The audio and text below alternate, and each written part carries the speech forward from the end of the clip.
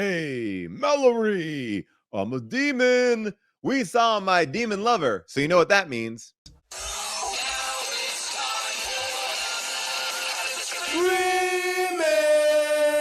How did Schwarzenegger grow a baby in his belly? Rock a rhinestone vest while ripping Justin to Kelly. Or maybe see a burlesque show with Nick Crow and take a boat with speed to hitting cruise control. J-Man, Big Paul in the beautiful June. Gonna take you from the goob all the way to the room. Ran the games of Street Fighter, helped to blow off steam. Just a sucker punch the odd life of Timothy Green. Sharknado to Birdemic, how we staying alive. They call it in the badass and he's on the line. Cranking 88 minutes cause they cool as ice. Cause a bad Jim Varney looking kinda nice. Paul and June getting literal, Jason is getting laid.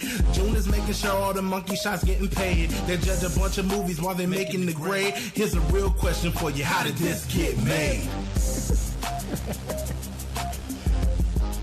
That's a good look, Haru. What's that smell?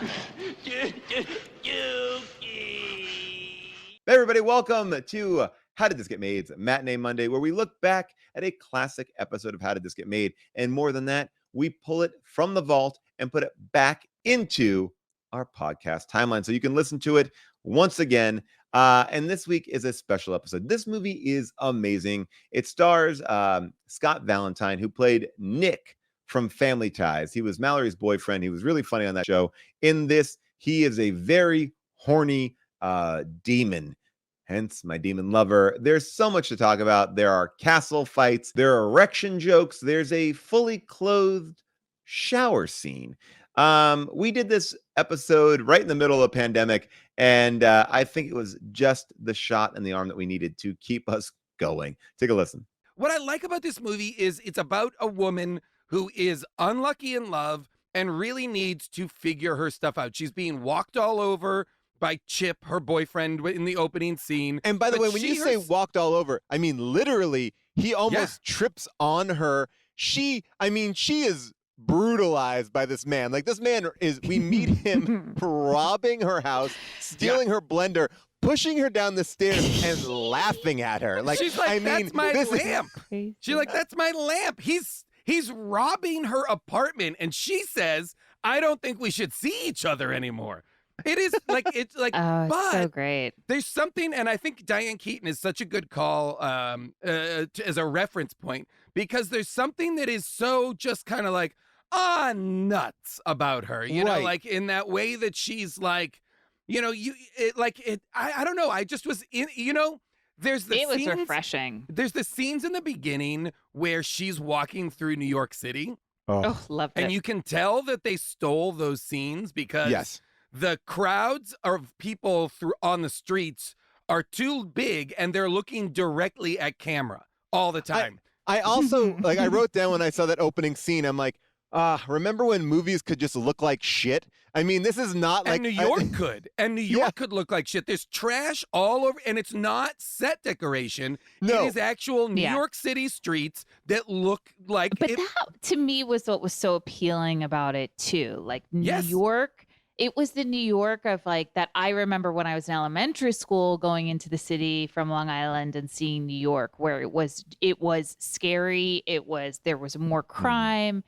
It was dirtier. It was, you know, it was the New York that we see in the beginning of this movie. And that was refreshing too. Yes. And that she is like a shining light in this grime, you know, in all of this grime, including Chip. I will say, though, I did have trouble trying to figure out who we were supposed to focus on in that opening walkabout, because there is a guy like jumping over garbage cans and like, and I'm like, oh, is that the lead character? And it took me a second to be like, oh, I have to adjust my eyesight. She's the middle character. Yeah, well, what it is I kept having to be like, wait, who is the common person in all of these scenes? And I was like, oh, it's the woman with the groceries. But what I loved about her too is she, you know, I said to Paul halfway through the movie, I said, because she had a playbill framed in her apartment that was for House of Blue Leaves. House of Blue Leaves, the play John House of Blue Leaves. I said, Paul, is she an actress? She also didn't seem to have for someone who lives in New York City, like much ambition, or she didn't seem to be going for much aside from looking for love, and not even really looking for a husband necessarily, but just looking for love.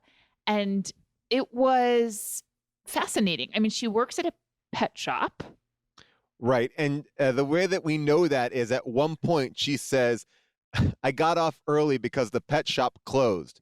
Like, But like that's it. okay. Yep, that's it. And she has dog bone earrings. That's the other thing. Those are the two clues. I really was. It was, the movie is so much just about her being unlucky in love. You know, like every scene is about love. It is about relationships. It is about Chip is leaving her. She and her friend go to the bar to talk to guys. They always get talked to by this creep at their regular, or this nerd, or they keep calling him a dork, I think, or something, right? Yeah. And then it becomes about the Scott Valentine character, who is, as we know and have not yet discussed, possessed by a demon. Okay, now. Well, no, he's not, Jason. Is he? Wait, yes. Okay, because or a God, I don't want to split hairs here, but yes. I don't think he's possessed by a demon. Wait. I think there's a spell on him. But if he had been possessed by a demon, that demon sword would have killed him. No, June, the demon is inside his belly. That's like part devil. And that's why the demon was going to jump into another body. Like that was his whole thing. He couldn't fall in love because if he fell in love, the demon would jump into the person closest to him.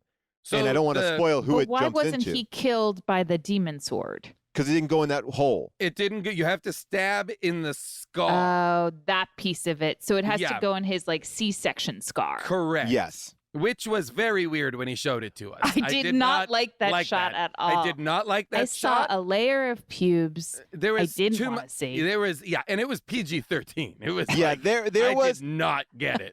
There is a moment when he pulls down his pants and he's just hairy enough to make it extremely uncomfortable because there was belly hair going into pubic hair. And we're just in this middle area between the. And it looks clinical. Like he's trying. And listen, I understand he's trying to show her his scar, but the action is such that it seems as though he's going to pull his pants. It seems like for a brief moment, oh, I'm about to see this guy's dick. That's right, my demon lover. Oh my goodness, you are in store for a treat. Get ready, sit back, relax, watch My Demon Lover, and then listen to a Matinee Monday. That's right. And if you like what you're seeing right now, please like and subscribe to this YouTube channel. If you like How Did This Get Made, come out and see us on tour this August. We are going to Detroit, Indianapolis, Texas, NOLA, Chicago, and so many more places. Just go to HDTGM.com. And if you can't make it out there, come see us at our virtual live show. That's right. You can watch our virtual live show when it's convenient for you or watch it live. All information is at HDTGM.com. We'll see you soon. Bye for now.